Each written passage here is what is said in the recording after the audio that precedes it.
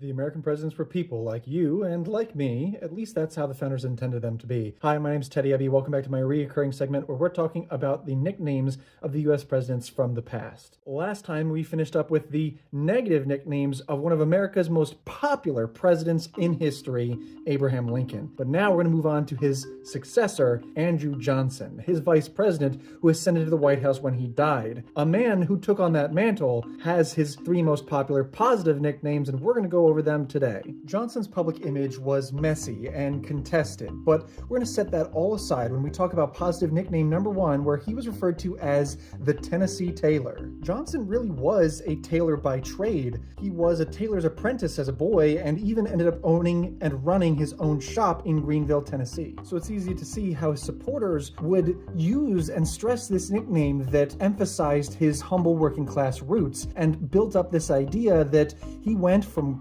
quiet, soft-spoken working man to public official. That's true, Reb Tevye, but even a poor tailor is entitled to some happiness.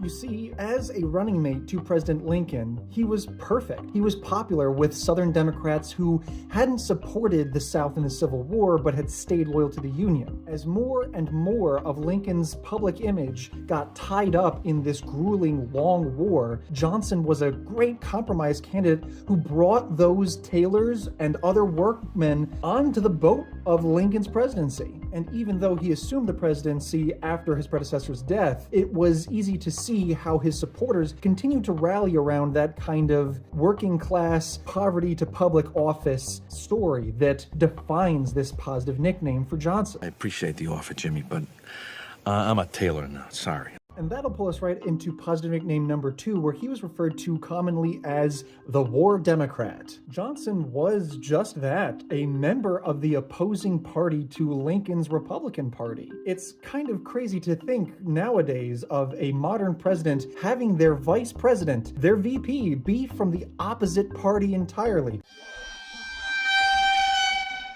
But that broad support was exactly what Lincoln needed, and it followed Johnson as he ascended into the White House. This was because War Democrat was used as a badge of virtue. It meant that he had chosen his loyalty to the country over party or social class. It might not seem that way, but this positive nickname really shows Johnson's courage under pressure. It wasn't easy to be a War Democrat in the 1860s, the mid-1860s. I am strong. I am courageous.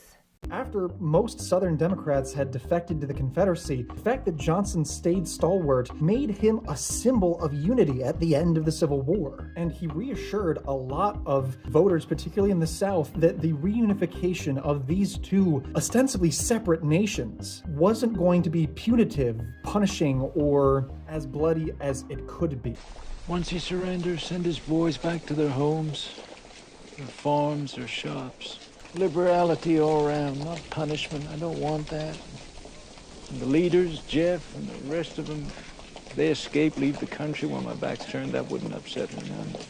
However, as we'll see in his negative nicknames, this kind of ideal of quick reintegration without federal protections for freed peoples and those who had fought for the North stuck in the South, it really complicated his legacy. A legacy that has been and forever will be tied to the words Reconstruction, as his third and final most positive nickname is the Restorer. After the Confederacy collapsed, the economic conditions in the South were dire. The very little industry that the South had been decimated during the war. But Johnson saw the wisdom in the Reconstruction policies of his predecessor, Abe Lincoln. To the chagrin of many, Johnson at the very least realized that continued economic strife would not sew the two sides of the Civil War together in peace. And if Reconstruction wasn't handled properly, there would just be an endless cycle of blood. The blood we shed begin an endless cycle of vengeance and death with no defendants.